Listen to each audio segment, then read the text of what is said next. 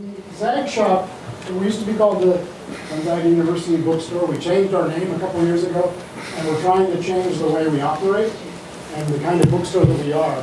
We want to be more of a community member here, and so you'll probably see more of these kinds of events that we'll sponsor. We're very happy to do it. A couple things that I want to mention for those of you who participate in the bookstore in some way or another.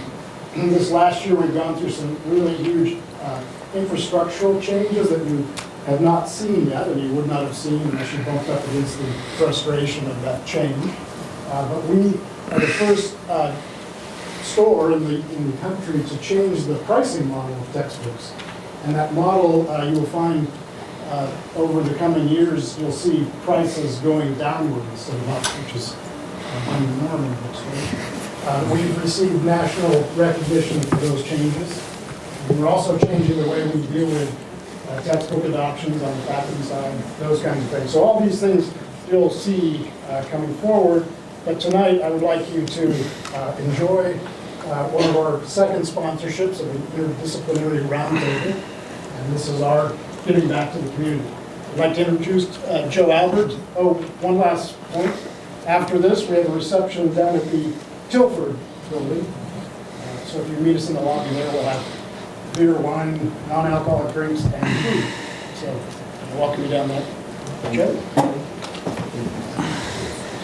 Hi, I'll go without a mic because usually my voice is pretty okay. I'm Joe Albert, and I teach over in organizational leadership, and I'm just like excited to be here. Thanks for coming. This is kind of cool. And this began last fall, actually. We had a November program where we explored these two concepts. And honestly, we kind of were wondering if anybody would show up, but it turns out people are really interested in this, so that's kind of fun. The idea tonight is to have a dialogue, and not a debate or even a discussion, more of a dialogue where we explore just the deeper questions surrounding these two concepts. And I'm going to frame those briefly in just a moment, but I want to introduce Stephanie Lindsay real quickly. Stephanie's a doctoral student here in the Leadership Studies program at Gonzaga, and she's doing sort of a cool program coming up in early April. So. Thanks, Joe. Hi, I'm Stephanie Lindsay. As he said, I am a doctoral student in Leadership Studies here. In 2 weeks, I am going to be doing my doctoral dissertation study, and it is a study that is probably unlike any other study that has been in Gonzaga's doctoral program before. I was very excited 4 or 5 months ago to see that there was discussion about narrative and authenticity being done on campus, because that's exactly what my dissertation is about.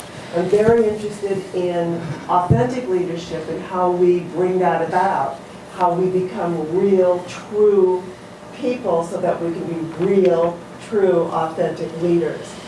And for the past 3 years, not quite 3 years, I've had the onerous pleasure of having to go down to the San Francisco Bay Area, where I've been studying a movement-based expressive arts program. And what we call narrative at the Tamalpur Institute where I studied, we call it personal mythology. And so on April 3rd at the Bing Crosby Theater, which is also known as the Met Theater, we are doing a performance. I am bringing 10 women here, 6 of who will be performing and 6 of who will be teaching a workshop that weekend. But 6 of these women will be performing at the Bing Crosby Theater, and tickets are $15, but for regular people. But for special people, Gonzaga people, students, faculty, and staff, the tickets will be $7.50. These are highly improvisational performances. We walk on stage knowing what we're talking about. We walk on with theme and intention, and then we use dance and creative dialogue, poetic dialogue, if you will, monologue, and drawing to talk about our personal lives to get us closer to being authentic people. We're also offering a workshop on Friday afternoon and all day Saturday that is open to Gonzaga University graduate students. You may still take that for credit. It's a 1 credit. Or if you just wish to take the workshop for your own personal enjoyment, you're more than welcome to come and take that too. If you are interested, go to soulsofourfeet.org, SOULS of ourfeet.org, and I would very, very much love to see any and all of you there. Thank you so much. Thanks, Joe. Thanks. Okay, in the fall when we did this, I got some feedback from people that were kind of unclear until we got about halfway through the program. What were we even sort of exploring when we talked about narrative and authenticity? So, and then Kent Hoffman, and said, Joe, I'm going to do a PowerPoint, so I just couldn't resist. I'm sorry, and I know PowerPointing to death is so dangerous. How do I make slides advance here? So I thought what I'd do is, I'll do this really fast, but I just want to introduce the concepts. Oh, that's it. Oh, cool. Oh, this is, oh, that one. Oh, perfect. Thank you. So just some quick thoughts on narrative and authenticity, and I'll introduce the panelists and stuff. A few years ago, fall 2007, I taught a course called Leadership and Storytelling, and I thought it was pretty much just a communication skills kind of course where we just offer some basics on how to create and craft stories for leaders so they could persuade, inspire, motivate, and so forth. But what happened by the end of the semester with this group of about 15 undergraduate students was a real strong reaction to the course, saying that, geez, it really deepened their own understanding of themselves. And at the time, I was reading a lot about authentic leadership, and they even said it. I think I'm more authentic, I'm more self-aware now because of this process. So Caitlin Bala, who I'll introduce in just a moment, and I began this sort of journey of exploring these narrative and authenticity concepts to see where it would take us. And quite honestly, to depths we never would have guessed. As I told my colleagues in professional studies about a week ago, up until last year, I thought Heidegger was the thing you did when somebody was choking, I had no idea. So, the narrative landscape is pretty broad, and there's a lot of ways of thinking about narrative. Dance and a million other versions of it. It's something we're immersed in. It's ubiquitous, pervasive in our lives. So there's no way of getting around narrative. So it's a broad landscape. So we need to focus it a bit. And so one of the things I wanted to do tonight was just sort of zero in on this notion of life writing or autobiography as a sort of a special subset of narrative, and how that might help us maybe better understand ourselves and link ultimately to authenticity.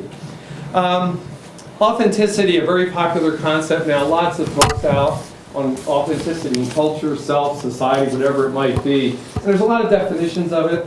But what we want to focus on tonight is the connection between this life-writing autobiography kind of style of narrative and personal authenticity. As you can see, there's a rich just a landscape again, I guess, of related areas around authenticity. But what I'd like to do is get to this stuff a little bit more in depth tonight. So one of Tim's favorite philosophers, Charles Taylor, Curtis and Goldman have written quite a bit of stuff around sort of psychological angles and authenticity, so I'll touch on those a little bit later. But basically tonight what we want to do is focus on this convergence of the two concepts. And each of the panelists will offer a different perspective on how these two connect and relate. And the idea with dialogue is simply to explore, from different lenses, different disciplines, these areas. So, Caitlin Bala was in my class in fall 2007 and graduated from Gonzaga in 2008. Remarkable woman, first student I know of ever at Gonzaga that actually completed the requirements for comprehensive leadership, the Hogan Entrepreneurial Program, and also the Honors Program. She was a Rhodes finalist last fall, and just it was appeared in Weaving Our Sisters' Voices earlier this year on campus. Just a superb colleague and a great person for me to have worked with and all this. So I'm going to introduce Caitlin and let her sort of make some introductory comments about where we've been and where we're going. My journey with the topics of narrative and authenticity started when I took Joe's leadership and storytelling class. It was a really weird class, actually. It was 10 students, and we sat in a circle. And Joe has an amazing ability as an instructor and a leader of making a space where people feel safe enough to be vulnerable. And I've never really experienced that, really, as intensely as in that class before at Gonzaga. And it was pretty incredible because not only were we able to share stories with each other about who we were, but we were able to be honest with others about what our stories were, and even more significantly, I think we were able to be honest with ourselves about what our stories are, which I think is perhaps the most difficult thing of all. And what I wanted to do, it was, I don't know, I had so many aha moments. I was this, naive, I don't know, it was just like, oh my God, all of the classes that I've taken at Gonzaga, they're all coming together, and somehow it started to leadership and narrative and authenticity sort of started to create a framework for me to understand the complexity of my world and reality. And it was really wonderful. I was taking ethics course, a rhetoric course, a flamenco guitar course, and like a philosophy of technology course, and all of a sudden they all started to inform each other in ways that had never happened for me in my educational experience. I wanted to, Joe, the class, sort of, I don't know, I can't really say blew my mind in an educational academic setting, but it really did. And because it did, I wanted to write my honors thesis about why the class was so meaningful. But what ended up happening was all the classes I was taking, I mean, there's in flamenco guitar, I don't know how many of you, I'm really bad at playing flamenco guitar, but I really like the philosophy and the psychology of how chords actually resonate in the human body and make you feel a certain emotion. So like the da-da-da when you go from a minor chord to a major. I know it all, like the nostalgia that it makes you feel, totally related to authentic emotion, stories. So I don't know. What I'm trying to say is it all sort of congealed. And what was really exciting as I went through the process of writing my thesis, people would come up to me and I would actually just bug people to death, and I would talk with Tim and Kirk after class about the French postmodern philosophers that we were reading about in our philosophy of technology class, and it all just came together. Sorry, I'm going off on a tangent, but what ended up happening was even people that I didn't know, I would hear about because people knew that I was really into this. And Eric Schmidt presented at a conference in Florence with Linda, and he said, "I just heard this great article about 16th century autobiographical religious writing." I don't think it's okay, great. And you need to read it. And so I read it, and then I played phone tag with Linda, and then I met this lady, Linda, while I was kayaking with the club, and she was an English professor at Gonzaga. I was like, hey, wait a minute. So the first time I met Linda was on the river in a kayak, and she looks really different in person with pretty hair and stuff. But it just, all of a sudden, not only subjects started to come together, but people started to come together, and we started thinking about the idea of bringing minds together from different disciplines to talk about the convergence of these two areas. And when we would have conversations one-on-one, it was really incredible, all of the languages that people brought from their discipline. And we thought that there would be a wholeness there, thank you, if we could get everyone together and talk about this. I think that the questions, since I'm the kiddo of the bunch, I think that the questions of authenticity and narrative are especially salient for young people. Maybe it's just because we're a bunch of drama queens and kings, but I think that the questions of who I am, what the heck do I major in, what do I want to do with my life, all of these questions are all about identity, and they're so pressing. And it's so easy, I think, especially in the age of Facebook. But when we're so connected, sometimes it's hard to unplug and figure out what's the difference between my Facebook self and my interpersonal relational self. I'll leave you with a quote that we talked about in the philosophy of technology course. By Sam Keen. It says, we're the first generation bombarded with stories from other authorities than our own.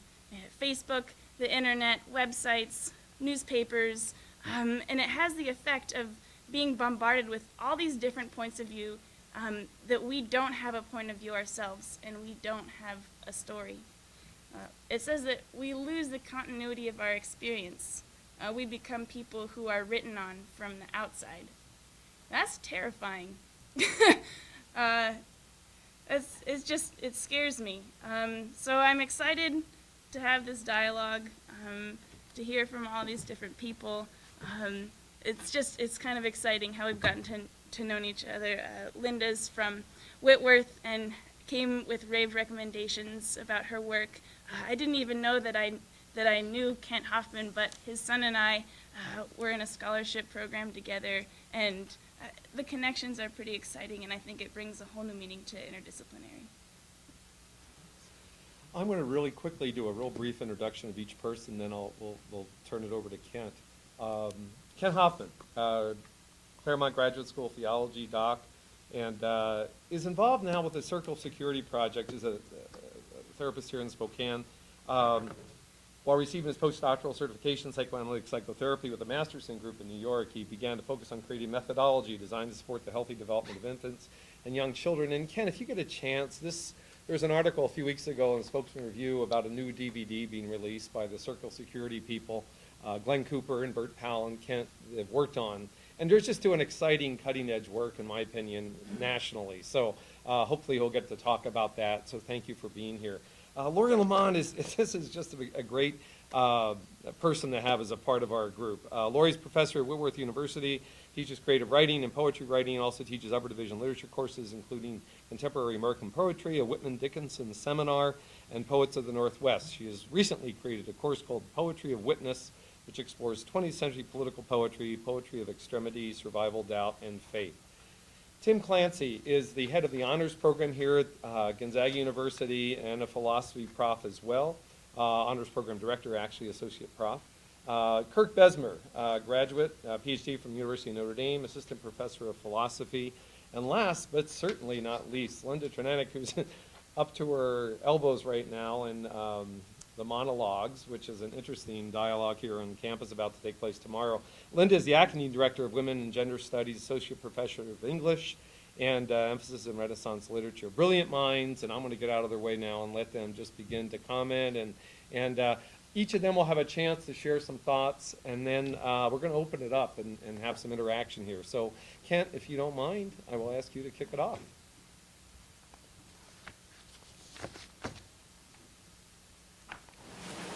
Do you know I switch just for the... I think you hit. That'll do it? Good?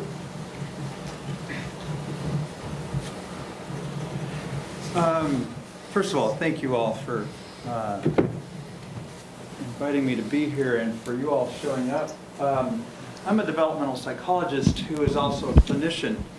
And I'm going to I begged Joe for an extra 5 minutes because I would like to sort of set a series of questions before the panel and really before all of us who are present so that we can, I don't know, I think it raises some issues that might bring focus to the whole issue of authenticity. We're born with 100 billion, so anyway, my field is infant psychology and infant development. So I'm going to sort of go from there. We're born with 100 billion brain cells, and by the time we're 3 years old, we have 1,000 trillion neural pathways. So all of those pathways are developed within the context of being experience dependent. We're focused on relationships, and the nature of those relationships have something to do with how we decide how the world works. And what I want to bring up into the dialogue tonight is the concept that was coined, a term that was coined by a man by the name of Donald Winnicott in the 1930s. It's been used by many, many other people since then when he described built within every person is a true self. And it is innate within all of us. It's unique within all of us. It's vulnerable beyond measure. He, in fact, thought the true self was so kind of vulnerable that it almost never quite saw the light of day because it needs a context in which everything is really quite safe. And so, therefore, it requires a sensitive and attuned sponsorship which he described as a holding environment. And it's that experience of being held that he considered to be essential for our development. He also coined a phrase which is spontaneous gesture. And he says that built within us are these spontaneous hints and urgings and feeling states that emerge from the true self moment to moment. And the issue is, what do we do with them? Can we listen to them? Do we even know they exist? And he described them as being unplanned, unedited messages from within. So the spontaneous gesture I'm going to symbolize by this little red curlicue up there. And the issue for Winnicott is that that spontaneous gesture must be held within a facilitating environment as one of his terms, or a holding environment. So a term that we might use to describe this would be resonance without interference. We need an experience of someone who understands our internal world to some degree and is with us but does not interfere in that resonant experience. And one of the terms he used was alone in the presence of the absent mother or the non-interfering caregiver. And this is a focus that's allowed to remain on the emerging capacities of this true self without having to react or second-guess the requirements that are imposed by this other, who would therefore be the caregiver, who would be therefore the parent. And really what he's putting together here is a tension between the true self showing up in this world while we're creating all these neural pathways and making decisions about how safe or unsafe, how available or unavailable, how facilitating and holding or non-facilitating and non-holding our context is, meaning our caregivers. So you think, well, what's the importance of all of this? Let me just show you a very brief video clip of about as beautiful a descriptor of the true self in an infant who's a 2-month-old being responded to by about as good a holding environment as I've ever seen. This is her mother. Girl, from the moment she is born, a child is astonishingly well prepared to join in intimate exchanges with parents or other caregivers. Excuse me. We asked several families to help us reproduce laboratory studies of these interactions. Like the researchers, we placed our cameras so as to observe parent and infant side by side, recorded at exactly the same moment. Oh, no. Such a busy day. Such a busy day. Are you my sweetness? Yes, you are. Are you my sweetness? Using this technique, psychologists examine the interactions closely and find some surprises. You're the sweetest girl I know. What do you see over there? 2-month-old Zoe responds to her mother, of course. We expect that.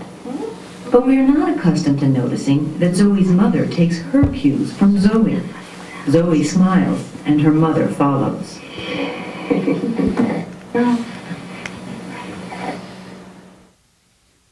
We could watch more of that, but what we're looking at there is a caregiver who is following her child's lead, who is letting her child give the indicators of what needs to happen next, and is not imposing her will on the child, but rather responding and being available to the needs of the child. But of course the plot thickens. And what we're going to now talk about is the need for this non-interfering presence, which we now have come to understand involves a caregiver who's able to watch over, delight, help when asked for, and enjoy the mastery or the individuality or the individuation of the child. And when that caregiver provides that holding environment, then the child eventually is able to provide that holding environment for themselves, which is really what healthy development's about. But the danger is that we move in the direction with caregivers, and I really mean all of us, of either being too little or too much. And there are two ends of this continuum. One is the lack of presence, which would be a caregiver who's too little. The other is experienced as unavailable or bored or self-absorbed. maybe depressed. I mean, there can be a variety of things that are going on. But Winnicott says nothing happened for this particular child when something might have happened, essentially when something needed to happen. The other option is an interfering presence, which is too much. The other offers either over bright praise, too much emphasis on being special. One of the most common words in our culture for children as they're growing up is good job. And I think it gets overused because then the child gets focused on being good and doing the job right rather than their spontaneous gesture. Or the caregiver might be seen as critical or hostile. So here's an example of, this is an actress, but where you can have somebody interfering, in this case by being too much, too happy, overbright is the term that's used in the literature, or, you know, devaluing in some way in their...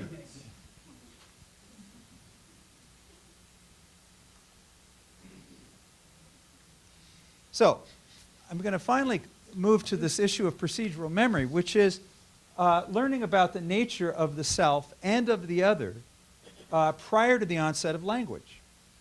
And Carl Jung said, and it doesn't seem fair, but it seems to be true, children grow up in the unconscious of their parents. And Christopher Bolus, a psychoanalyst, describes this as the unthought known. And he says we learn the grammar of our being before we have the words. Okay. So we have these tiny little engrams, these little moments that a child will experience of a caregiver that if they come out of the blue, they don't get dealt with, you don't know how to make sense of them, and these are what we end up responding to. So imagine you get your caregiver looking at you like this in the face, or like that, or like this, or like this. And you can have, I mean, this leads to what's considered to be anticipatory anxiety.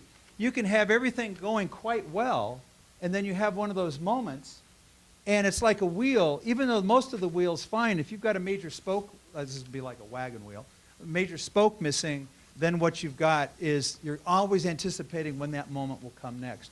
And you begin to focus on the other, and you stop focusing on the spontaneous gesture in the self, which is really what I think authenticity is about. So what's the bottom line? When we have issues of interfering presence or non-presence, the focus shifts from the true self and the spontaneous gesture to the focusing on the other. Right.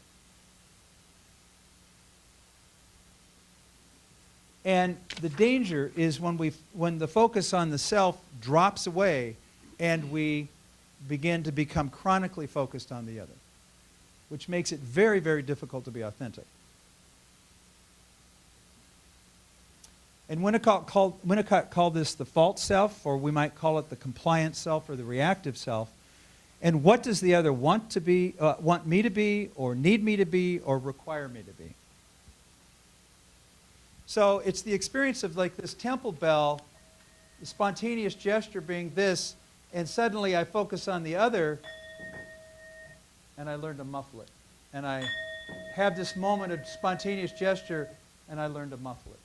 And I learn to focus on what I'm expected to focus on instead of what's actually happening. I'd like to close with a poem. It's not a poem that this person's willing to have their name be expressed, but they've been willing to let it be shared. She climbs easily onto the box that seats her above the swivel chair at adult height and crosses her young legs, left ankle over right, smooths the plastic apron over her lap while the beautician lifts her ponytail and mocks, coarse as a horse's tail. Then, as if that is all there is to say, the woman at once whacks off and tosses its foot and a half into the trash. And the little girl who didn't want her hair cut, but long ago learned successfully how not to say what it is she wants, who even at this minute cannot quite grasp her shock and grief, is getting her hair cut for convenience, as her mother puts it. The long waves gone that had been evident at night, when loosened from their clasp, she might have secretly when loosened from their clasp, she might secretly be a princess. Rather than cry out, she grips her own wrist and looks to her mother in the mirror. But her mother is too polite or too reserved or too indifferent to defend the girl.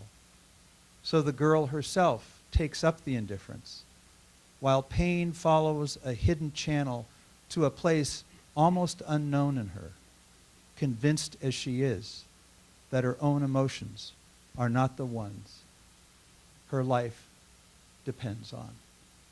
She shifts her gaze from the mother's face back to the haircut now, so steadily, as if this short-haired child she sees were someone else.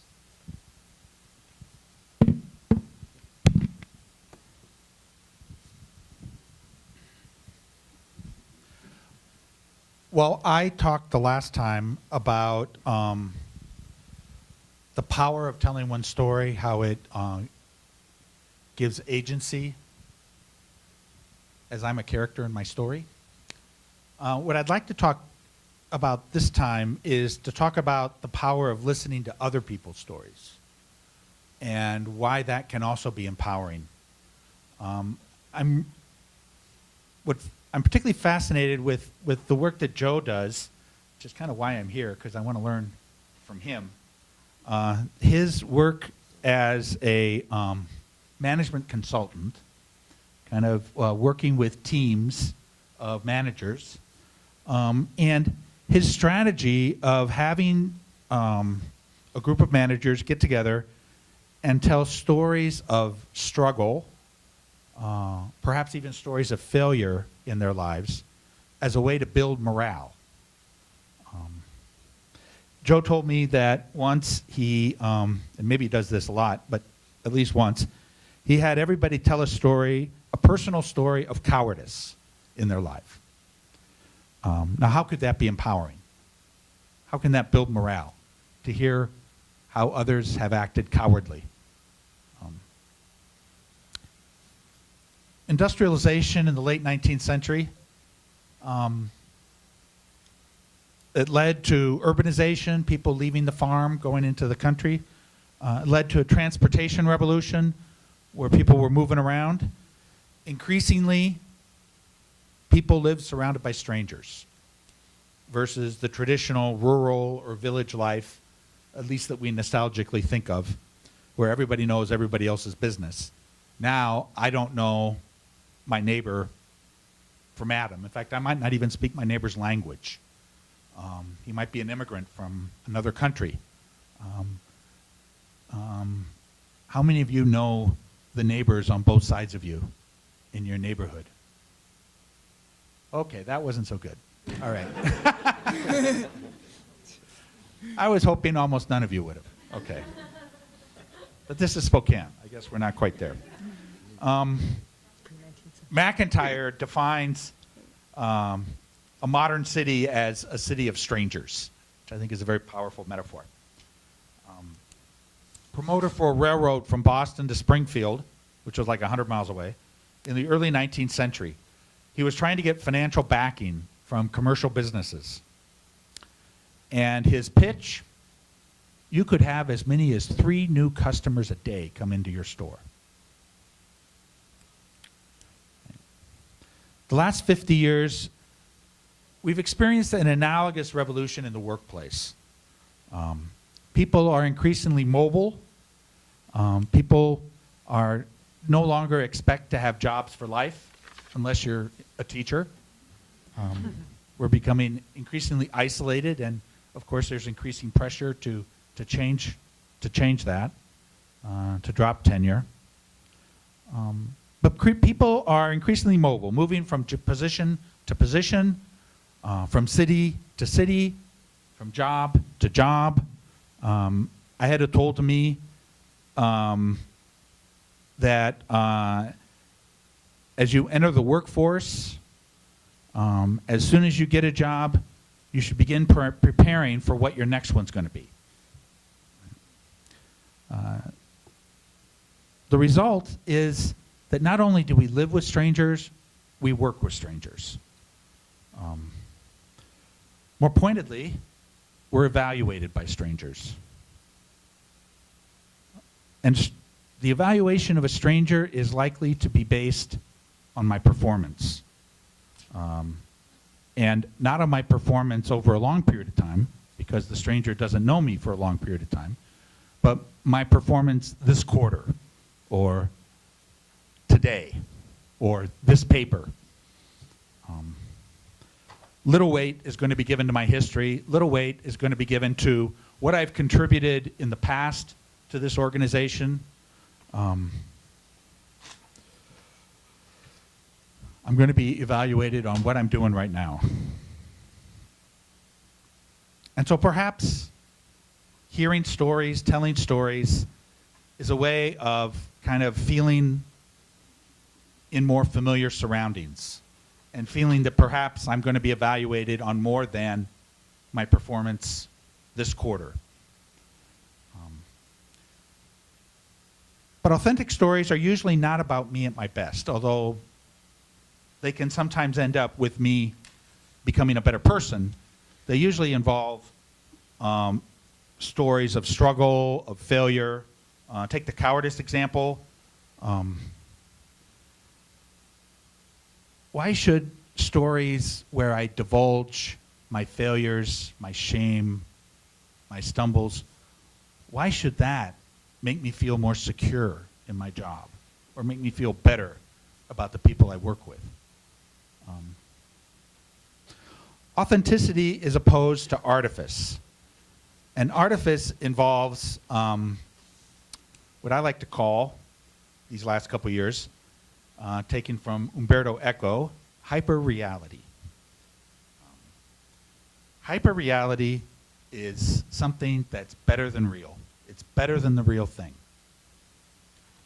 It's simulation and simulacra, that little book that was on Neil's bookshelf in The Matrix by Baudrillard. And of course, The Matrix is better than reality.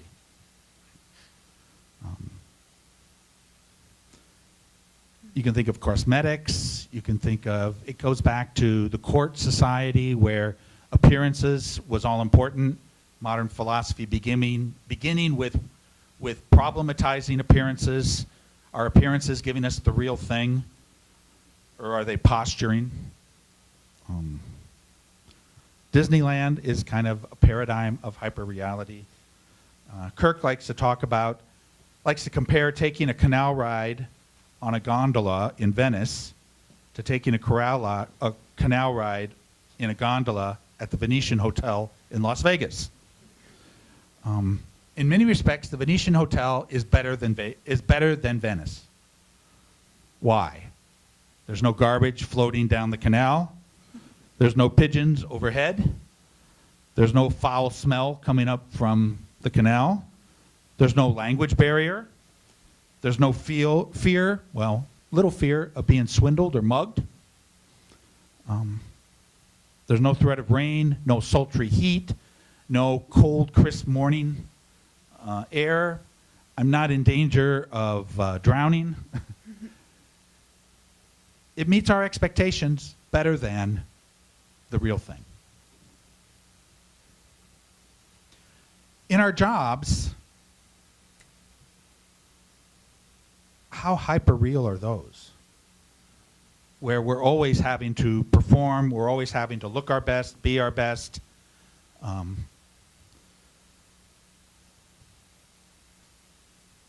And a story that makes me come across as better than I am, you could call that a hyper-real story. Right? A story that's self-aggrandizing, a story that's self-absorbed. We don't judge those as authentic stories. They don't come across as authentic.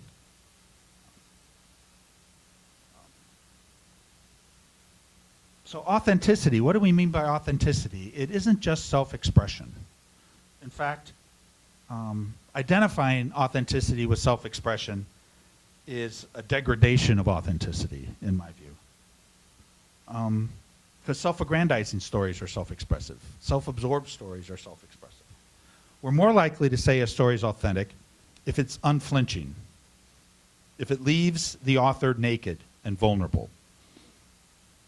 if we hear it as leaving the author naked and vulnerable, we're going to feel this is authentic. More likely to feel that. A story which involves wrestling with limitations, which involves coming to terms with my weakness, coping with shame, wrestling with guilt. A story of transformation in which something other than myself challenges me and transforms me. For Heidegger, authenticity arises from confronting the ultimate limitation, our mortality.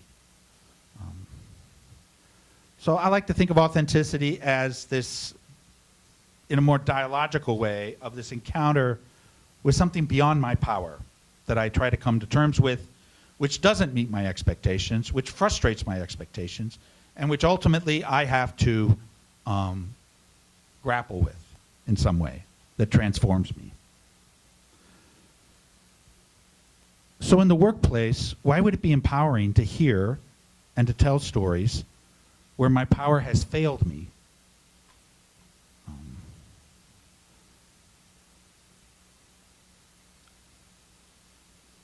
Does the fact that I resonate with these stories, does that build familiarity?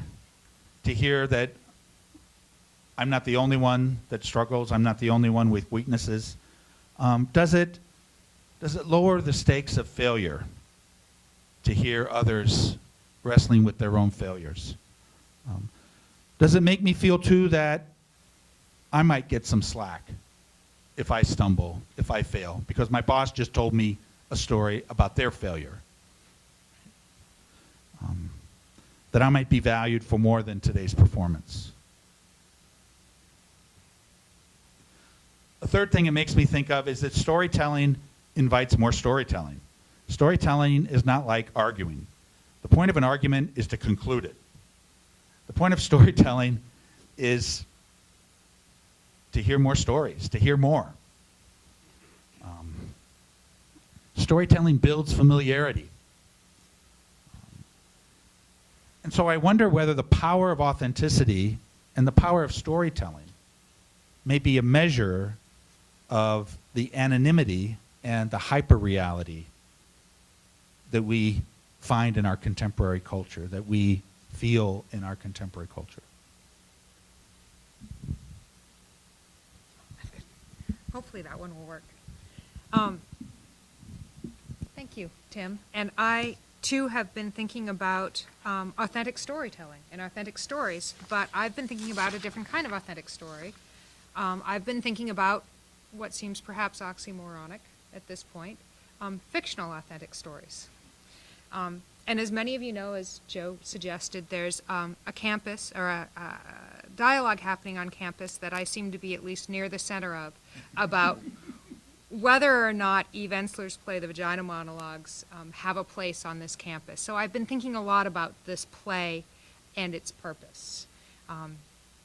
For those of you who don't know Eve Ensler's purpose, and she's very clear about it, you can go to her website, in this play is to help women take personal ownership of their own sexuality and their own bodies in a way that a lot of feminism, particularly second wave feminism, has said that Western patriarchal culture makes difficult. Ensler's strategy to achieve this purpose was to interview over 200 women and fictionalize their stories into a series of dramatic monologues, all of which in some way involve them talking about their vaginas, which of course is a way of talking about their sexuality and their bodies and their relationship to both.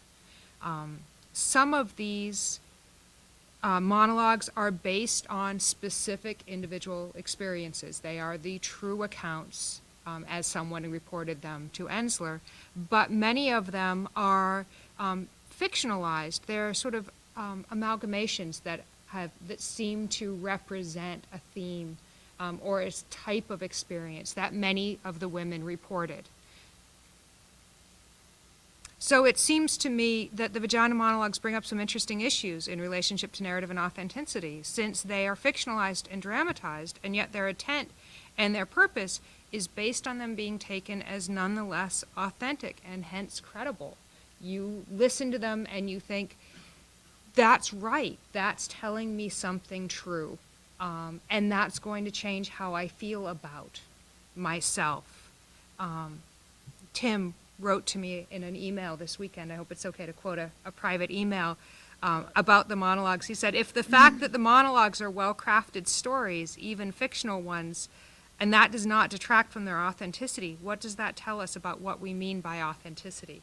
And that's the question I've been wrestling with, and with a little bit of envy that you can write a personal email that sounds that good on a Saturday. So I spent much of my time during the last roundtable trying to complicate the very idea of authenticity and an authentic self, suggesting that the words we use to discuss authenticity, words like essential, true, real, deep, profound, our true self, are to some extent mystifying, asking us to merely accept them and their corollary values without asking questions like, where did they come from? Why did they arise? Who do they serve? Furthermore, I suggested that narrative was not a way to gain access to some always already existing thing called the authentic self. Rather, I said, than seeing narrative as a vehicle that can take us to our authentic selves, I want to suggest that narrative is the trace of the absent authentic self. It provides no tale of what we really are, no topography of what we really ought to be, but rather is a sensitive imprint of our desires, telling us only what we want to be but are not. But to suggest that we should be wary of invoking too easily the idea of an authentic self as somehow a real, unchanging truth about ourselves, a bedrock of identity, does not mean that authenticity is not still a powerful concept. And I think it's interesting that sometimes the most powerfully authentic narratives are fictional, or at least fictionalized. And I think the Vagina Monologues, for some people, have been powerfully transformative. Perhaps not for everyone, but I'm also familiar with a book of poetry, and I think, Laura, you are as well. It's a remarkable anthology put together by Carolyn Forche called Against Forgetting 20th Century Poetry of Witness. And these are poems that are talking about moments of extreme experience where the laws of society, of what we think a civilized society should do, should behave, have broken down. And Forche writes that she didn't, or made the editorial decision that she would only include poems written by people who lived this experience. And yet they are poems. They have been crafted, they have been fictionalized. Tim was talking about the tension between authenticity and artifice. Well, of course, art is artifice. So these have become artifice, turned into artifice, in order to become powerfully authentic expressions. And that's the paradox I've been thinking about. And because I've been spending a lot of my time in the last couple of days writing emails and having conversations with people and not preparing for this round table the way I would like to, I'm going to ask a question rather than provide an answer or a thesis. I've been playing around with a new concept. I want to call it the authenticity effect. I'm modeling this idea on Roland Barthes' reality effects, and Barthes asked the question, convince her audience that what she's writing is real even when everyone involved knows it isn't real. How do you get that suspension of disbelief? And Barthes' answer is, you include details that are completely extraneous to the plot, but are still somehow internally consistent. And that's how you create the reality effect. So here's my question. How do you create the authenticity effect? How does a fictional or fictionalized or simply well-crafted story convince us that it is communicating something metaphysically true, when in fact it is somehow fictional and hence false? I don't know the answer to that. But I have some theories. I think the authenticity effect comes when our sense of another, of the other, has a direct impact on our sense of self. When there's that moment of identification or empathy. And so I think the authenticity effect, to some extent, must rely on some resonance between what the author is expressing and what we already have within us but have not yet articulated. I wonder also if Tim's idea of vulnerability does not play into the authenticity effect, that if Barth says the reality effect comes when you put in extraneous details, if perhaps the authenticity effect comes when a teller includes details that we see could hurt them, could make them vulnerable, could shame them, and that's what adds to the sense that this is something real, something true. And certainly I think in the Vagina Monologues, that exploration of feelings of shame, feelings of embarrassment, add to the power of the stories. And then as I think the stories, the poems in, so many of the poems in this volume speak, I think when the teller has experienced something, not just that we haven't experienced, but is outside of our sphere of experience, it can change our understanding of what is possible. And that too, I think, must participate in this authenticity effect. But that's what I've been thinking, and that's the question I'd like to pose. How can a fictional or fictionalized story still seem authentic? And what does that suggest to us about what this concept of authenticity means?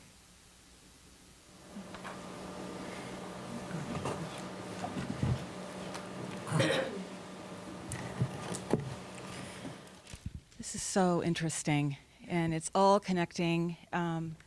I prepared, is this on? Is this working? I prepared some fairly brief comments thinking about the time constraints that we had, and some of these are going to sound like real generalizations, but these are some of the beliefs that I think more than anything instruct me as a writer and as someone who tries to teach poetry, if poetry can be taught. As a writer of poems, first of all, I want to say that for me, narrative means something nonlinear, and it has to do with metaphor, which is a very complicated, I think, construction of associations. And it's, I think, almost impossible to describe how that happens. When you think about how we think and speak associatively all the time with such fluidity, and when you really think about how did I bring that specific thing together with such an abstract idea to describe something like hope or love or fear or something more descriptive. That's at the heart of poetry. In poetry, there's a persona, a speaker, who is a dimension of the author's truth, but it's not autobiography. And I need to remind my students when we're talking about poems that they make the assumption that the person speaking in the poem is the author of the poem. And of course, sometimes it is. We use parts of our own lives in our poems, but poems speak through speakers. And I think this sort of touches on what Linda was just talking about. For me, the narrative in poetry is the apprehension of experience and relationship.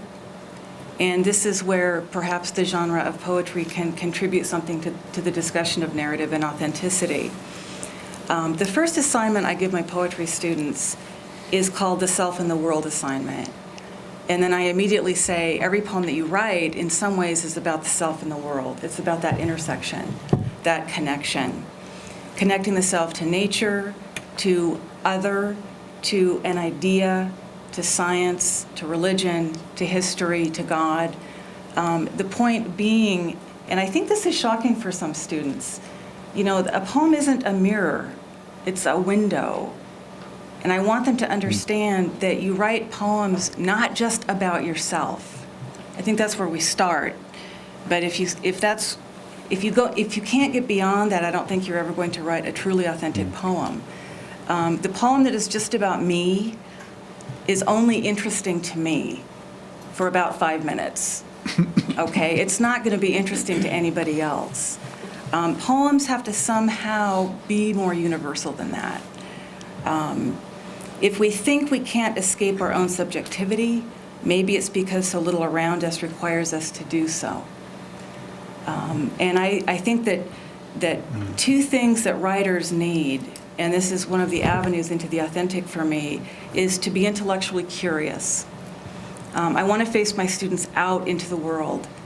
You know, I give them weird assignments. I'll say, ask 10 questions about the natural world and then go look up the answers. How many vertebrae are in a horse's spine? And they look at me like I'm crazy when I say that. What's the smallest mammal in the world? Does anybody know? It's the bumblebee bat. Isn't that amazing? I mean, I'm not going to write a poem about that, but it makes me a richer person, I think, a person more connected with other in a genuine way. So for me, this is how I help my students become more authentic writers. They're worried about being good writers. They want their poems to be good. And I try to help them reframe that question. What do you know after reading a poem that you didn't know before? And I don't mean just facts, something that you might learn about a horse's vertebra. But what do you take away from that experience that seems true or genuine in a way that you had not encountered before? I think that's what poems do for us. There's a poem that I love by Rilke called Ruined Torso of Apollo. And he gives us a charge at the end of that poem in the last line, which has always been sort of a direction for me.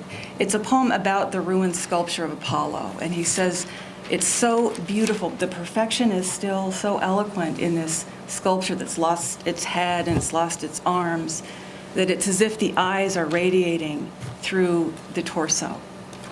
And the last line of the poem is, you must change your life. So the poem is telling us, we think we're going to the museum to look at art. And what Rilke is telling us is that that's a life-changing experience. To really look at something is to be changed by having looked at it. So I think that's what poems tell us to do. You know, poetry, the arts, it's the opposite of complacency. And complacency is the opposite of what authenticity means, don't you think? The second part of this panel that I think was a connection for me, which is why Joe asked me to come, was because of my study of the poetry of witness, which is something that I initiated several years ago, and I feel like I'm still an apprentice. I'm still a young student in this regard. I believe it was Carolyn Forcher's term, Poetry of Witness, in this amazing anthology that Linda mentioned. But I started studying poets who have gone through the Holocaust, more recently contemporary Palestinian poets who have had an equal experience of losing identity, losing authenticity because of powers that have superseded them. And my question for these writers is, when your narrative has been confiscated and your identity has been confiscated, when your name has been taken from you, where does art come from? It's not so much the what question that we're asking here, but the how. Okay? How does the poem occur after that kind of silence, after that kind of dismantling of logic, when you live in a world that has become absurd? What's the role of poetry there? And who's the audience for those poems that those poets are writing? Who's listening? So for me, I think it's interesting to have poetry as a subject with this, but as I'm listening to the other speakers, I'm just finding these amazing connections for me as a thinker. So I really appreciate that.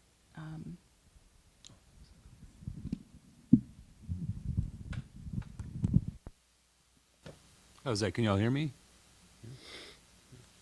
I got interested in this topic as a philosophy teacher, specifically the concept of authenticity. And so I'm kind of begin there and then try to articulate where I see narrative fitting in. I see authenticity stemming from existential philosophy, which begins with the erosion of traditional notions of human identity and the idea that human beings are beings that constitute their being in their actions. So the challenge that Nietzsche gives us, become who you are, becomes the challenge of being authentic, because become who you are, of course, is a paradox. Because if I am something, I can't become it. If I'm becoming it, I'm not it yet. But it strikes me that this is the challenge, and the paradox is twofold. And as I've come to see lately in thinking about it, it's more complicated than I first thought. First of all, human being or humans exist through time, so our being unfolds through time. And so there's always the question of how does my present self relate to my past self, and how does that articulate or orient me towards a future self? And so there's a temporal orientation, but also there's the social orientation, and that is human life always unfolds in the face of others in a social context, a meaning that's not my making. I always find myself in a situation, so it says, in which I'm faced with the gaze of the other and I can't control the way they look at me. And so this social context and meaning is the way in which I have to take up and live my being. And I can't deny that my being for others is my being. But what I think authenticity requires at minimum is the recognition of this paradox, that we are temporal social beings that are always compromised, and our self-identity is always compromised, temporally and socially. But authenticity requires a recognition of this, but then also the embracing of the freedom that this opens up. I think this is crucial, that it's not a stultifying, denying recognition, but one that recognizes human freedom. So authenticity ultimately is the dual goal of integrating my social and temporal being. And if we recognize that most of us persist in inauthenticity, and authenticity is at best momentary, I think narrative is one way in which this integration is effected. And I've always thought that narrative is the best way to understand the existential notion of a human life spread over time. That if you're going to understand yourself as a temporal being, you always have to tell a story. When we first meet somebody new and interesting, we want to know what their story is. Apparently, if you have a near-death experience, your life flashes before your eyes, like a story. So there's this sense of already a proto-sense of life as narrative temporally. But what I've come to realize recently is that it's the social aspect of narrative that really gets interesting. Because if we pursue authenticity, then of course we're trying to flee from inauthenticity or to live an authentic life. And if I'm going to do it by telling stories, then other people have to believe my stories. And they have to be complicit in the meaning that I'm telling them, or the meaning that I'm living. I don't even need to tell my stories. I can play a social role in which they can read my story back to me.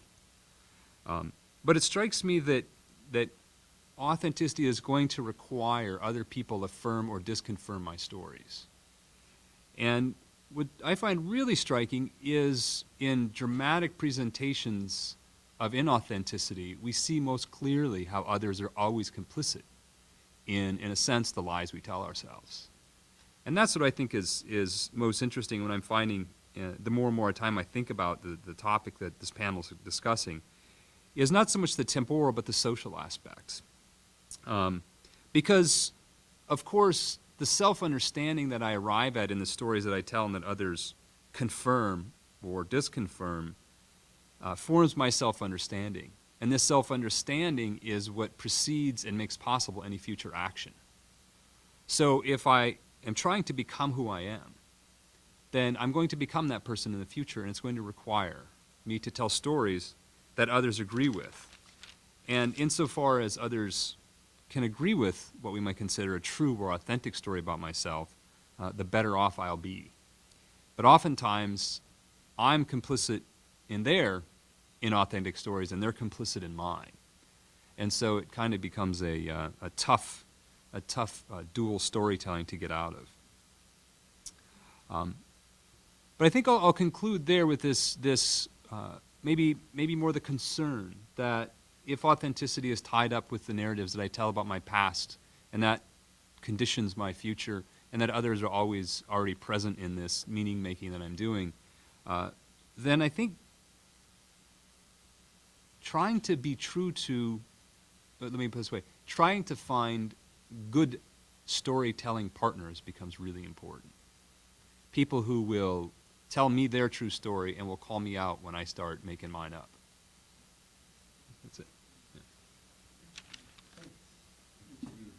I want to open it up now, and I have a plant in the audience, and Dr. Gary Krug from Eastern Washington University Communication Studies Department was a contributor to a book called Culture, Authenticity, Culture, and Society, an edited book that came out just last year, I think. And I invite him here tonight just to kind of comment, respond a little bit to what he's heard thus far, and then we're going to open it up. So Gary, if you wouldn't mind leading us off.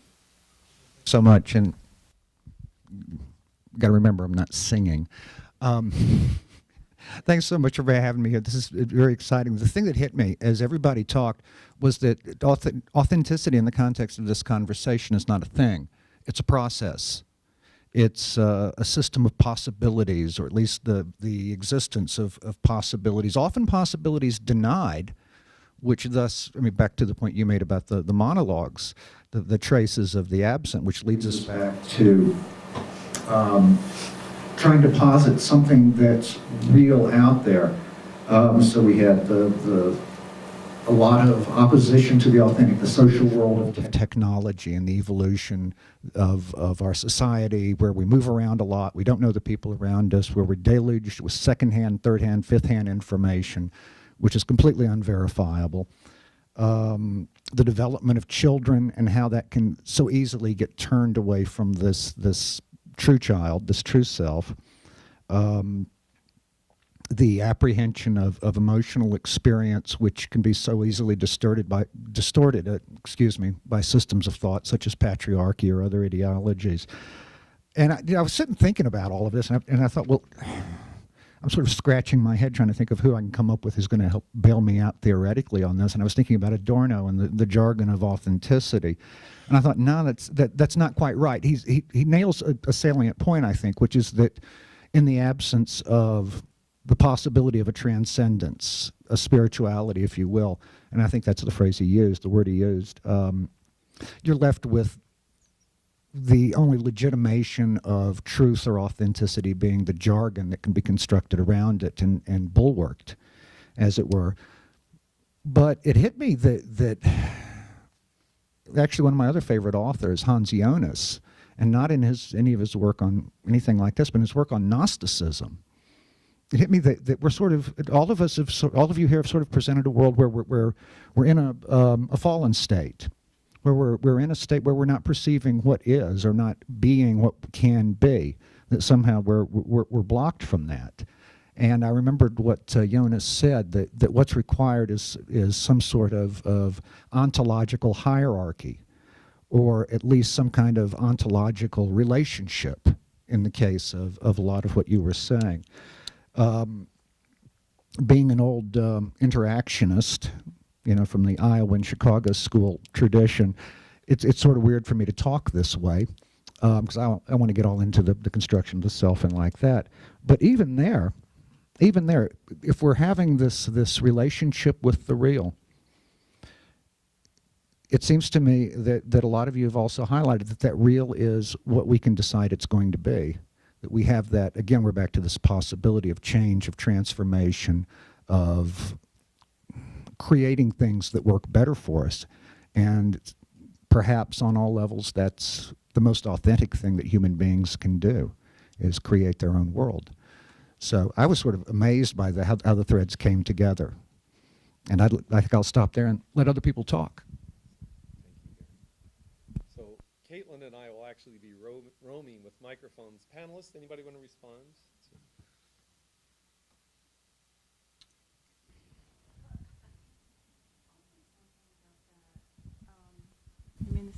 This is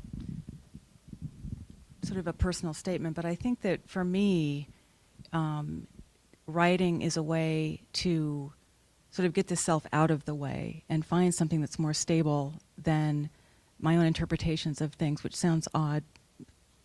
maybe, but I think for me, writing poems is a kind of certainty of relationship that isn't available in the other ways that we've been talking about. And it's why I spend so much time reading about the natural world. You know, the relationship between self and the material world, which is infinitely fascinating. And it's a world in a way that that I'm not constructing, I'm observing. And I think the goal for me is just to be in the presence of what is, not, I mean, everything comes through the self, but if I can sort of clarify that process to the point where I'm getting my own prejudices out of the way, my own biases out of the way, my own preconceptions of things out of the way, I mean, that's a huge order. But I think that's the goal for me as a writer. And it's why I do believe this sort of cheesy statement that being engaged in that process makes me better than I am. So anyway,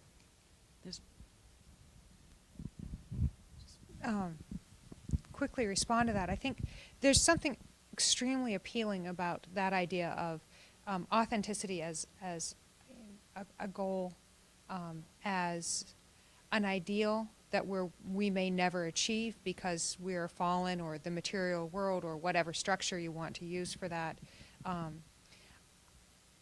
And we may never achieve it because it's an ideal, but it is something for us to strive for.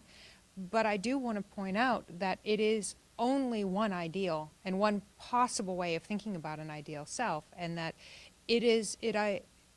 the idea of authenticity privileges stability, it privileges coherence, and that there may be other ways of thinking about what a happy self would look like that don't hold you up to those standards.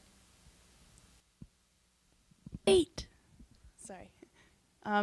When we were in Father Clancy's class, we were talking about the other types of self you could have instead of a coherent whole self. Well, Father Clancy wasn't talking about that because he likes the coherent whole self, but there were French postmodernists who were talking about that reality is actually made up of islands of order in a radically contingent world. And when I think about who I am, and I'm not just me, I'm a whole congregation of different selves that sometimes are in opposition to each other.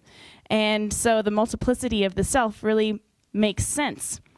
And when you talk about what our stories mean, it's hard. I think about your comment about relating the self to the natural world. It's so hard to do that when I think about the text messages I save on my phone that are so important to me. How unstable they are in relation to the fact that mountains are unstable and that my relationships are unstable, even my stories are unstable. What does that mean about wholeness and coherence and authenticity? Is there a meaning behind it, or is it just a story that I tell myself so that I can sleep better at night? I don't know. Sorry.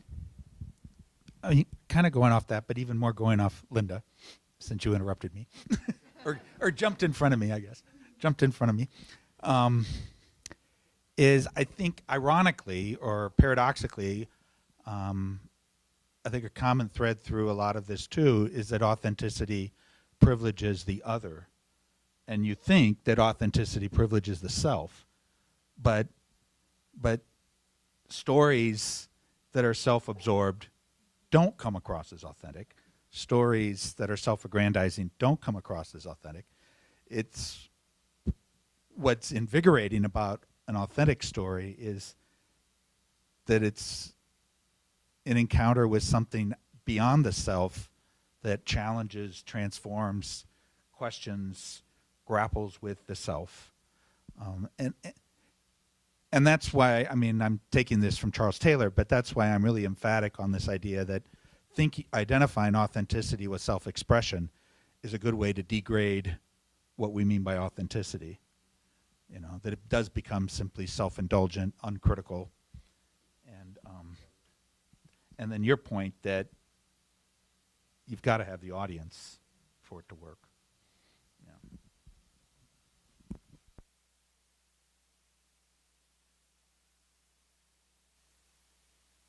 This is an easy one. I'm picking up on a few things that a few people have said, and since everybody's spouting great philosophers, my great philosopher is Oprah, and I'm thinking about Oprah because it seems to me that, and I'm thinking a lot about what you just said in terms of trying to get rid of yourself. Isn't there the question of whether this is all an escape from the idea of what is? I mean, become who you are strikes me as another word that you might use, I think, is narcissism. And the three figures that I keep thinking about with Oprah are Tiger Woods, James Frey, and Mackenzie Phillips, all of whom go on Oprah. We have this sort of cult of narcissistic abjection. You said stories that are about our failings are more authentic, but those are three people who have, I think, told what most of us would argue are relatively inauthentic stories of failing because we love it. I mean, that's become our culture of going on Oprah and confessing why I haven't lived up to who I truly am. Well, I mean, it seems to me that Mrs. Woods would argue that is who you truly are. You can say there's this split in me between the guy who's really a great guy and the philanderer, but what is. And so I guess I'm wondering when this becomes a kind of the idea of authenticity is actually the narcissistic fiction, and what you are is what you are. Does that make sense? Well,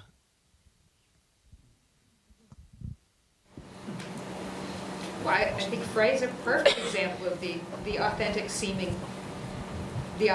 effect, right? And he's the guy who wrote the completely fake autobiography. Right. Which everybody loved until they found out. I mean, going back to your point about people getting something out of it. The other thing I was thinking about is Milli Vanilli. Because I always found it amazing that people threw their CDs away when they found out the two guys in the videos weren't the singers, and the music hasn't changed. So why is it that in Frey's case, this book meant so much to you until you found out that the backstory of it, which has nothing to do with the text itself, is no longer true? I mean, I guess, and this goes to the question of that idea of social authenticity. There's something I think that sort of falls apart in that. But I think that's very, very important. That people do what would seem to be crazy things, like throwing away perfectly good records when they find out that they're now fake, in some respect. I mean, I think it gets back to this ambivalence we have about our own technological power, and we can improve reality. We're always improving reality, but there's this fear that we're never getting outside of ourselves, which is your fear, right?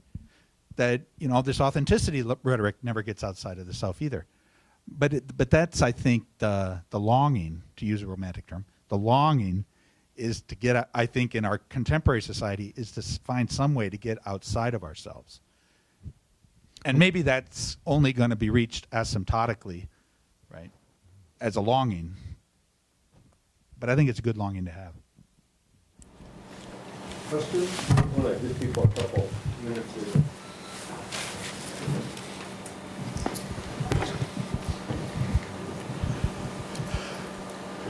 This is for everybody.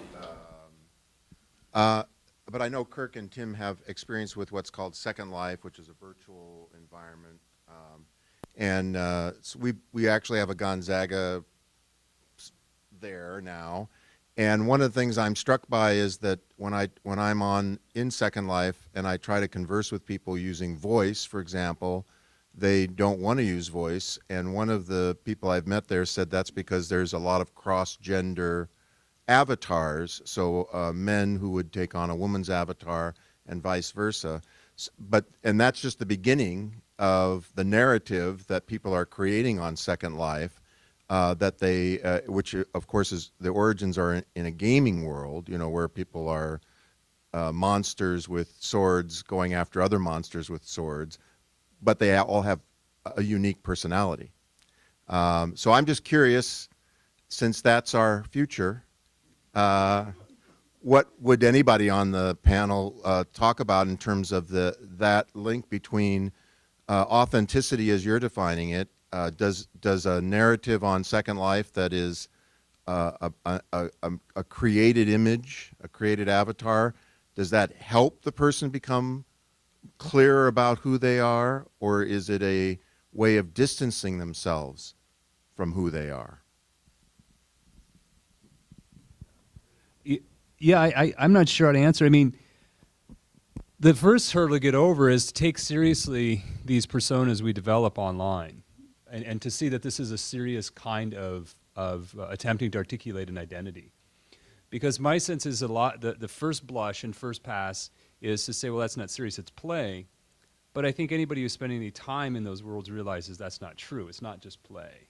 And so once you get past the fact that this is not play, what comes to mind, and maybe it's just because I've been reading Sartre lately, is what online worlds allow us to do is to really craft our being for others, right? And so that if my being is always constituted in the face of the others and the gaze of the other, which is for Sartre, and for Sartre this starts off a whole slew of the renewal of the master-slave dialectic, and it's not going to end well, pretty much. I mean, so what I find in something like Second Life is this really intentional attempt to craft the being that I am for others. And insofar as I succeed in that and am able to participate in this world and have others take me as maybe some cross-gendered, another kind of person or even another persona, it strikes me that it's a success. But on the other hand, I'm not sure if this is really serious, identity formation, whether it doesn't get to this worry of narcissism. And so I don't know yet, and I don't know if time will tell us, but it strikes me that there's a lot to chew on there. And what I find fascinating is that it is, in fact, my being for others. Right? That's what I find it really interesting, right? Is that once I decide to participate online, even if it's in a chat room, I'm all of a sudden thrown back on myself, and I start worrying about what should my username be, right? And that's very minimal identity, and there's nothing invested in it, right? You can change your username tomorrow, but if you get into a chat room or some sort of online exchange where you may remain completely anonymous, but you still want to have standing in that community, for some reason, something as simple as a username or even a little avatar picture, whatever it happens to be, becomes really pressing. So there's something there about intentionally attempting to craft our being for others that seems to, I'm not sure it sidesteps Sartre's worries, or if it magnifies them, or if it just gives us another way to pursue this being for others that maybe is more satisfying. I'm not sure. So. Well, I was just thinking about, very briefly, I hope, the other place that we've been thinking about avatars as a culture yet, which is, of course, the movie Avatar, which seems to me to be pretending to be playing with all of this idea about, the authenticity effect and can you create a fictional version of yourself that's truer than your real version. But that's the most conservative, for a movie with a liberal ideology, in some ways it's the most conservative narrative. It is the story of, I've seen people put it in terms of Pocahontas, I've seen people put it in terms of Paradise Lost, that idea that, this guy had to become something other than he was in order to become what he really was. I mean, it's a classic Nietzsche. Yeah. He used the avatar. And I also think that fits into what Brian was saying, that this is the misuse of authenticity and the misuse of storytelling to create a kind of perfect narcissism. Yeah. Sorry. I'm going to go back a few steps because I guess my love in pursuing an education in my mid-years is what Caitlin described, is that classroom in a circle where you can become vulnerable, where you can share what's really going on in your life or what you've succeeded in or failed in. I've seen it in another part of my life where I worked in marriage encounters and where people shared freely, and we had the rule, everything that you share here stays here, and you really have, I guess I'm also throwing in there 3 children that I have to say, put the cell phone down, let's talk, because you have the conversations with them where they're looking up and down and you're not really communicating, and I guess I grieve a little bit for that culture that's becoming less communicative, less vulnerable, less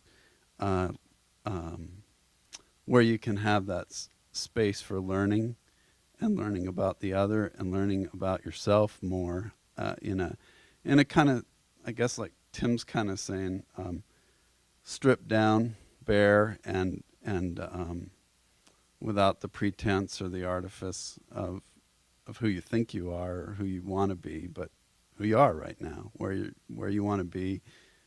You can share, but you got to start with where you are.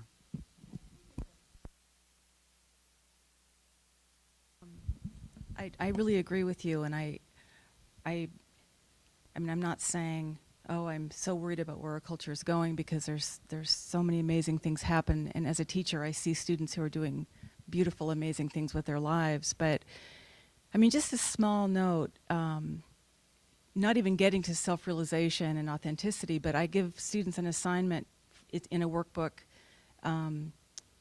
I give them weekly assignments that sort of feed into their writing life, and one of them is simply to find an hour of silence in a week. Just find an hour of silence. And some of them can't do it. You know, it's not even about don't check the phone or put the texting aside. I think they can do that. But the sense that sort of is accompanying that they're always available. And part of that is because of the technology. But that sense that I think I did not have in my culture, and I don't have now, is that I don't think I have to be available to everybody all the time. I think that's an incredible social assumption that's terribly damaging. And I mean, I have students say to me, well, you know, did you check your email yet? Did you get my email? And I say, well, when did you send it? An hour ago. And I think, no, you know, I didn't check my email that you sent me an hour ago, you know. And I'm being a little bit facetious with that example, but I think there is something that students are really, young people are really aware of. They're not just completely oblivious, not thinking about how all of this is affecting them. I think they're worried about it.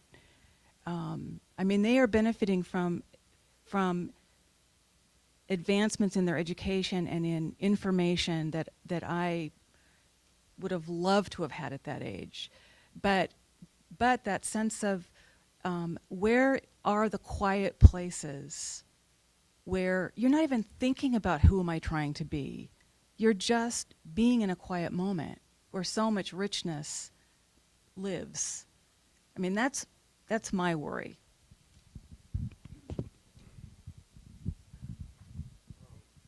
My question, because I'm kind of getting, you know, after listening to everybody talk, because there's kind of this idea of maybe some kind of intangible thing that brings about authenticity.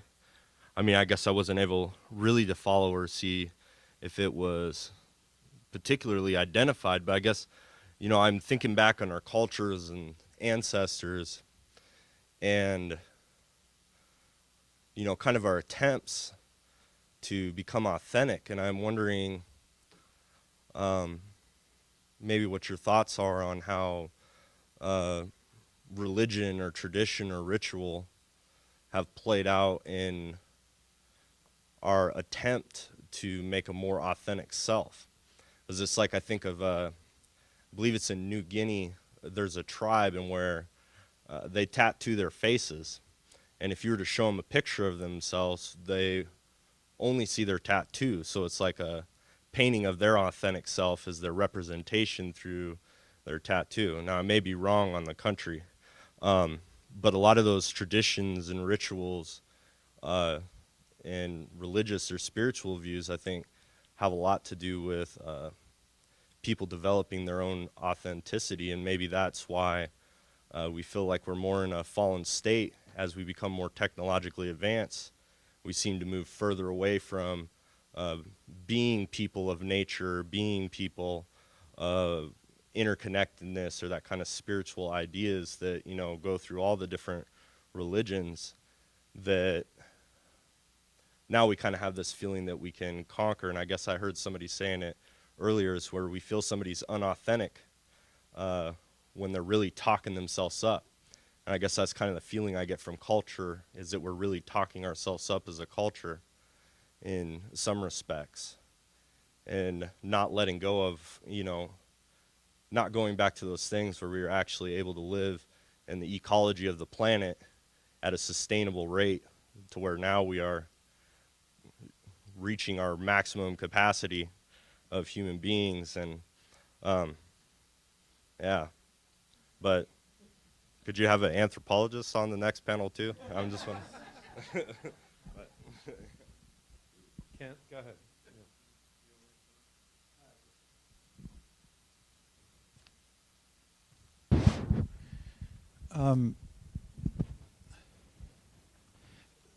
For me, the religious aspect is a really important part of this conversation, because of, religion by its nature, just from the etiology of the word, means to reconnect. And I think of religion as being an act of communion or an act of intimacy. And again, back to infant development, but also in adult experience, I think of intimacy as shared vulnerability, whether it be parent-child or adult-to-adult.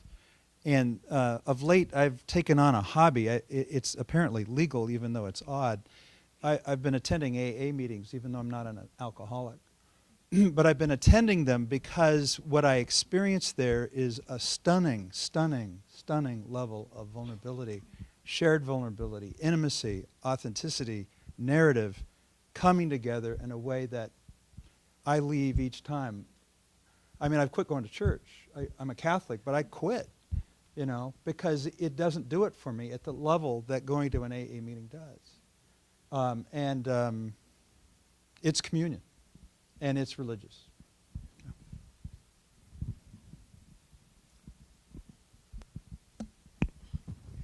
Okay, I might be going in a different direction here. I was thinking a little bit about the questions at the beginning, discussion of why are authentic leaders successful? Why do the boss employee failure stories succeed? Why do they bring people together? And one of the things that occurs to me is that, at least I don't believe that there is a true authentic nature. You couldn't look at one boss and say, this person is authentic, and hence that's why they're successful, right? Because it won't be the same to everyone. That story won't work for everyone. There is no authentic that will give you an absolute weight with everyone. So that means that authenticity is an interaction, right? It is part of, and it's the environment that you create during the interaction, right? But it is the communication between people that produces what you think is authentic. One person communicates with a boss, and they think this person's great, and I've really bonded with them during the story. Another person hasn't. The person who did thinks they're authentic. The other person doesn't. So there is no absolute authentic. And I think the boss bonding stories of failure are kind of already, they're already determined when you get a group of people together, right? From my experiences when at a workplace, if you get a group of people who are willing to tell their stories, right, then they're already on the level that they're willing to communicate with each other. So you know it's going to succeed, right? Because you've got people together who are willing to talk about whether they're successful or not. I mean, what their failures were and why, So I think on that level, it has to be, it has to be considered an interaction, and it's not an absolute. We need to vacate. I think we're going to get kicked out here shortly. Oh, God, Brian Schaefer's here from the fire department. Now I know. I love doing this. Brian, where's the fire? Right? Brian's deputy chief. Can I just respond to that real quickly? And this is how I think about authenticity from a leadership perspective, because it certainly is the area I've probably studied the most. I think there's dimensions of it, and it is different for different people, but there seems to be elements of self-awareness, some willingness to be able to identify what's going on for you and being clear about that. A certain amount of transparency. So you're not consistent, I guess, with every person because the interaction changes in a sense who you are, but there's a willingness to sort of what they call balanced processing. I don't know better. It's an attempt to really understand the other person. So there's this genuine interaction there. And I think it is, you're absolutely right. I mean, I can't say somebody's authentic. I always think of it as somebody who's working at it. You know what I mean? I mean, I work with a lot of leaders, a lot of different CEOs and stuff, executives. And the ones I trust and respect the most are very open about, hey, I screwed up. You know, I blew it with that person. Self-regulation is, and Ken could speak to this better than I, but you know, that ability to manage your own affective state so you're able to be present with someone and do your best to connect. And that's kind of what I think about in terms of authentic leadership. And fabricating. Yeah. Yeah, I don't think so. I think it's different. I mean, I think there's a relational sort of a transparency that goes on between people that I think you do your best. You work at it, and Kent let off with that tonight, I think, really well. I mean, there's an attempt at genuinely making a resonant connection with the other person. And I don't know, Kent, do you want to add anything before we close here? Is that so? Yeah, go ahead. Go ahead, Ro. This question is mostly related to poetry, but in Richard Hugo's 1979 essays on poetics, he talks about it's called the triggering town, and he talks about he writes about the idea that you write what you know, and like if you have a town and you can make things up about it, but if it's not, you can kind of like make up things, but there's a sort of a freedom with that. You can create your own reality in a poem, and he also talks about this idea of there's no reader, that they don't really know anything about your town, so they can't really say if it's authentic or not. And I like the idea of the persona poem, that you can create your own identity without, like, it's like June Jordan wrote a poem about, I think it's she takes on the persona of a skinhead, and there's also like this idea of like creating your own identity. Like I was wondering what your thoughts were on that, like that whole idea of authenticity in poetry.